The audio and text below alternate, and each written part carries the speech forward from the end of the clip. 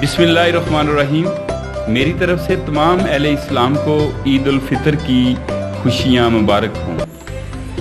ईद उल फितर के मौका पर अपने इर्द गिर्द यतीम, बेकस, बेसहारा और मोहल्ला के मुस्तहिक लोगों का भी ख्याल रखें, ताकि नबी रहमत सल्लल्लाहु अलैहि वसल्लम का कोई भी उम्मती खुशियों वाले दिन अपने घर में परेशान ना रहे।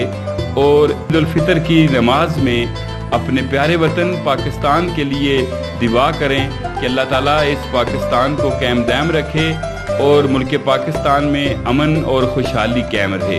ईद मुबारक।